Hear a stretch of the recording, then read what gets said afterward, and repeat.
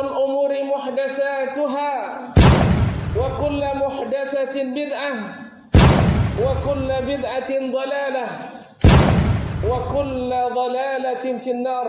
Manhaj menentukan hasil, metode menghasilkan konklusi. Kalau rumusnya salah, nanti natijahnya keliru. Kalau muqaddimahnya bimbang, ujungnya ragu. Nah, jadi ini perlu didudukkan.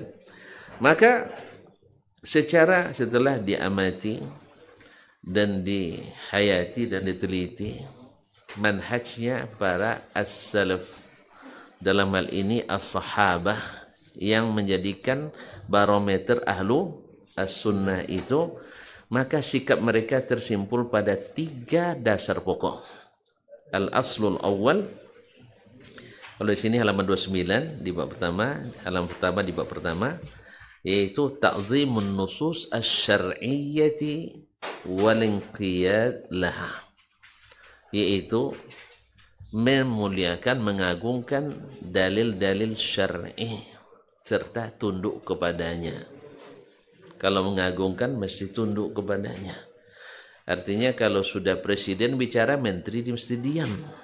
Kalau gubernur bicara, ya asisten mesti diam. Kalau Allah Subhanahu wa taala berbicara dan rasulnya, ulama mesti diam, jangan mendebat. Kalau mendebat itu tanda tidak setuju. Nah, disinilah letaknya mereka, ta'zim an-nusus asy-syar'iyyah. Banyak contohnya, di antaranya Umar bin Khattab radhiyallahu taala anhu, ketika beliau mengambil keputusan membatasi mahar para istri atau calon istri. Datang kepadanya seorang ibu, membacakan ayat kepadanya, wa ataitum ihdahunna qintara. Ya Umar, ya Amirul Mukminin, Allah mengatakan kamu berikan kepada salah seorang dari calon istri itu qintaran. Qintar itu al-malul katsir, harta yang banyak. Allah tidak membatasi, jangan coba-coba dibatasi. Umar langsung mencabut dan menganulir kembali, atau bahasa sekarang ini mengamandemen undang-undang yang sudah dia sahkan tadi, aturan tadi. Kenapa? Ta'zim kepada ayat Allah tabaraka taala. Ma'asyiral kiram dirahmati Allah, di masa Umar juga terjadi kasus seorang wanita berzina, bukan berzina, maaf, melahirkan di saat umur kandungan 6 bulan. Lalu Umar tidak menetapkan hukuman, baginya dianggap sebagai berzina karena umumnya kandungan 9 bulan. Lalu datang Ali bin Abi Thalib radhiyallahu taala meluruskan pemahaman Umar. Apa katanya? Allah berkata, wal walidatu yurdi'na auladahunna haulaini kamilaini liman arada ayyutimma ar-radha'ah. Para ibu itu menyusukan dengan sempurna 2 tahun. Kemudian dalam ayat lain, wa hamluhu wa fisaluhu 30 syahra. Hamilnya wanita itu, anak itu di dalam kandungan dan menyusunya sampai 30 bulan. Maka Ali mengatakan 2 tahun 24 bulan. Kurang 30 kurang 24, 6 bulan. Berarti hamil 6 bulan sah apa tidak? Melahirkan 6 bulan sah apa tidak? Sah. Alhamdulillah, selamat wanita ini dari tuduhan. Umar menerima sampai dia mengatakan, la yakhibu qaumun fihim Ali bin Abi Thalib. Tidak akan rugi suatu kaum apabila bersama mereka ada Ali bin Abi Thalib. Menyanjung. Ini yang sulit bagi kita kadang-kadang. Salah, lalu dibetulkan, gawat bajikunya, ya kan, merusak ketenangan umat. Subhanallah. Umar tidak, dia khalifah, tapi diluruskan dengan ayat-ayat, dia tunduk. Jadi mengagungkan itu ditandai dengan tunduk dan menerima, bukan hanya sekedar mengetahui dan menganalisa. Ma'asyiral kiram. Ini yang pertama. Banyak contoh-contoh, silakan antum lihat dari sini halaman 30 sampai seterusnya. Banyak contoh-contoh yang disebutkan oleh penulis untuk membuktikan bahwasanya ini. Yang kedua adalah i'timad ala sunnati sahihah.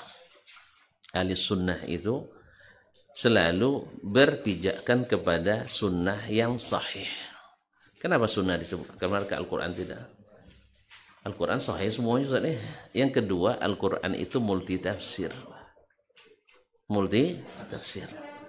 Makanya kata Umar dan Abu Sa'id Al-Khudri dan selain mereka mengatakan, man hajjaka bil kitab fahajjahu bis sunnah fa innal qur'ana zujuh. Bila kau dihujjah atau orang berdalil kepadamu dengan Al-Qur'an, jawab dengan sunnah. Apa sebab? Al-Qur'an itu memiliki banyak penafsiran. Nah, tahu betul tafsirnya, rujuk sunnah Nabi sallallahu alaihi wasallam. Dan ini banyak terjadi, kita berdalil dengan umumnya Al-Qur'an. Umumnya dengan Al-Qur'an, lalu tafsirnya di sunnah kita abaikan. Sehingga secara teori kita sudah kembali ke dalil, nanti masuk kepada yang ketiga, nanti tidak sempurna dalam istidlalnya. Tidak betul cara pengambilan dalil. Allah musta'an. Nah, yang ketiga, akhwani fillah wa akhwati fillah, yang ketiga adalah yaitu sihhatu fahmin nusus, yaitu memahami nas dengan benar. Karena seperti kata Umar radhiyallahu al-faham al-faham. Jadi tidak semua yang membaca nas benar pahamnya. Dan kemudian, dan ini banyak, awal ayat bisa ditafsirkan dengan akhir ayat. Dan itu orang Arab bisa langsung paham kalau dia orang Arab asli. Atau orang yang memang sudah mendarah daging bahasa Arab di badannya. Misalnya ada seorang Arabi, dia tidak hafal Quran, tetapi bisa menyalahkan imam yang hafiz. Ketika imam membaca, was-sariqu was-sariqatu faqta'u aydiyahuma jazaa'an bima kasaba nakala minallah. Lalu dibaca oleh imam, wallahu ghafurur rahim. Dia bilang subhanallah. Dia tidak hafiz, tapi dia tahu itu salah. Diulang lagi, wallahu ghafurur rahim, subhanallah. Sampai imam membaca, wallahu azizun hakim. Apa sebab? Pencuri laki-laki, pencuri perempuan, potong tangannya. Kalau potong, tidak diampuni kan? Ya kan? Kalau ujung wallahu ghafurun, tidak pas. Ya kan? Kemudian jazaan bima kasaba nakala minallah, balasan atas apa yang mereka lakukan dan peringatan bagi yang lain. Ini bukan menghendaki kasih sayang, ini menghendaki hikmah. Maka tidak pas rahim di sini. Nah, coba lihat. Jadi mereka, ini pentingnya pemahaman yang benar terhadap ayat dan hadis Nabi alaihi salatu wassalam. Dan yang selalu ahli sunnah itu merujuk ke cara sahabat memahami Al-Quran dan hadis Nabi alaihi salatu wassalam.